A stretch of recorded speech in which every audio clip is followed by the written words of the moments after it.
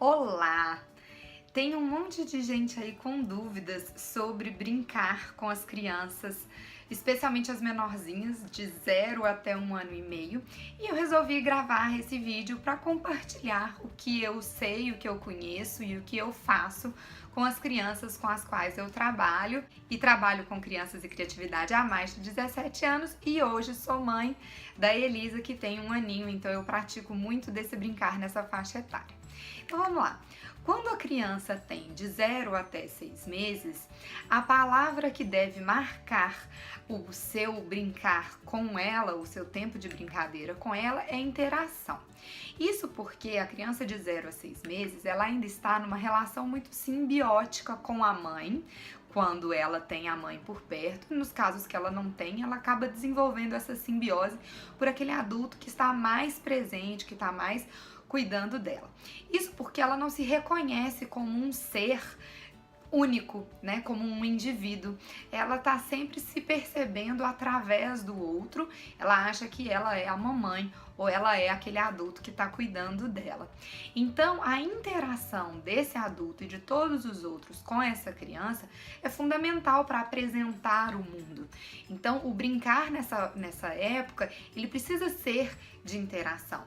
E aí a gente vai brincar com os sons da boca, com os sons do corpo, vai mostrar chocalhos, vai mostrar objetos coloridos, especialmente os que são coloridos com cores contrastantes, porque nessa fase de vida, a criança ainda está desenvolvendo a sua visão, então quando as cores são contrastantes fica mais fácil para ela cantar, dançar junto, muitas experiências sensoriais, ou seja, muito toque, muito abraço, muito cheiro, muito beijinho, passar a mão no rostinho, né? Fazer massagens são formas de brincadeira, cheirar a criança, permitir também que ela conheça, que ela coloque a mão em plantinhas que tem cheiros diferentes, e aí a gente pode falar de hortelã, manjericão, várias outras coisas que às vezes não tem o pólen para dar alergia, mas que vão desenvolver esse lado sensorial já da criança. Então, interação é a palavra-chave.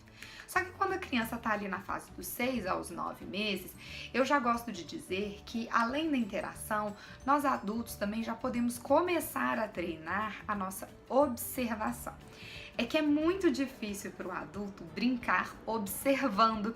A gente sempre acha que a gente precisa estar interagindo, mas interagir menos e observar mais vai ser muito útil depois que a criança fizer 9 meses, mas esse já é um período então que a criança ainda se percebe em uma relação de simbiose com o adulto, mas que a gente já pode começar a treinar a observá-la. Então eu diria que a gente pode passar 75% do tempo brincando, interagindo, e 75% do tempo que a criança estiver brincando, nós com ela, porém, nós observando em vez de tanto interagir. Então a gente vai ver ela descobrindo o seu corpinho, ela fica horas olhando para sua mãozinha, e nesses momentos a gente não precisa falar nada, a gente basta que a gente esteja ali pertinho dela. Dito isso, eu gostaria de abrir um parênteses para dizer que, para nós adultos nos colocarmos nessa posição de observador, é importantíssimo que a gente se conheça, porque muitas vezes são os nossos medos, os nossos receios, as nossas ansiedades que impedem a gente de simplesmente observar a forma como a criança está começando a interagir sozinha com o mundo. A gente sempre quer colocar a mão onde não é chamado, a gente sempre quer às vezes proteger demais, a gente tem muito medo que ela se machuque, e essa posição, essa postura de observador vai ser fundamental. Vou contar para vocês agora por quê.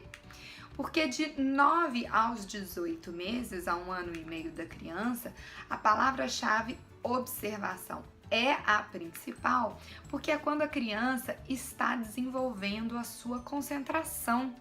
Então, às vezes a gente pensa assim, a criança quando está calada demais é porque ela está fazendo algo errado. Não, é simplesmente porque ela está brincando de descobrir algo sem a sua presença. E na maioria das vezes, isso na sua concepção é algo errado, mas não necessariamente. Porque quando você está brincando com a criança, você não permite que ela fique em silêncio.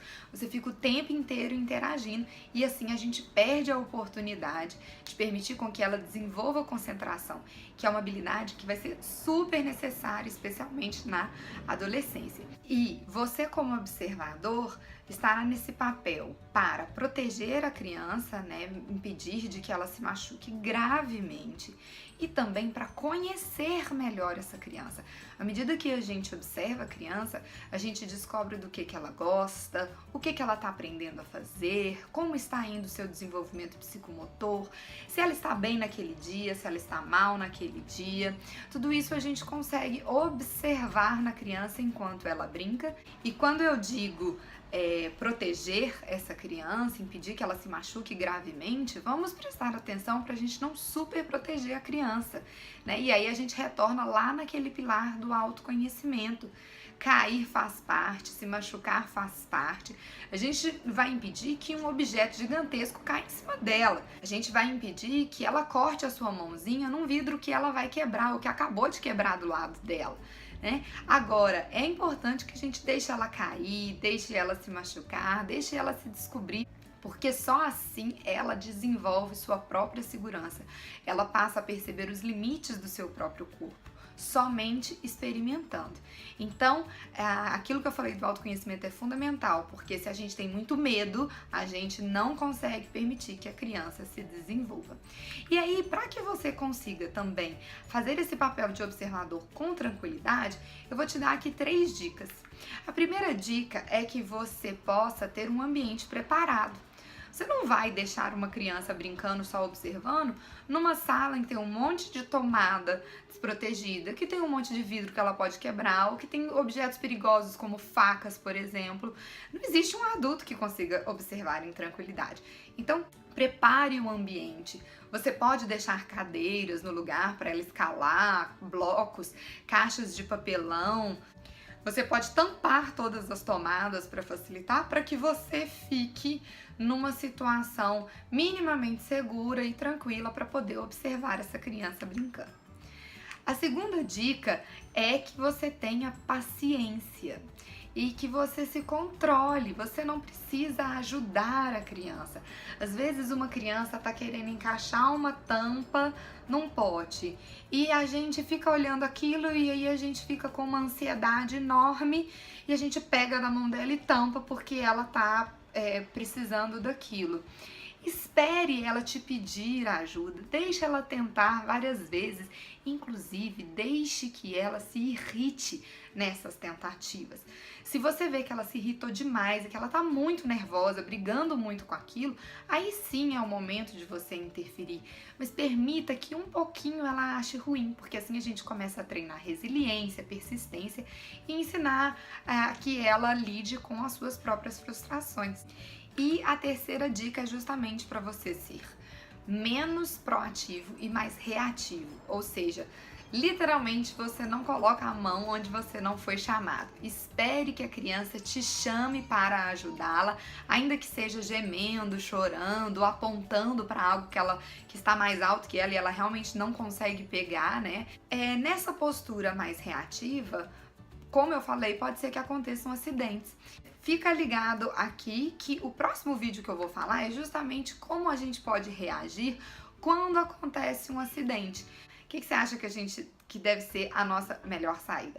Eu vou contar no próximo vídeo. E se você achou legal isso que eu compartilhei, convido você a compartilhar com seus amigos e com seus familiares. Um beijo e até o próximo.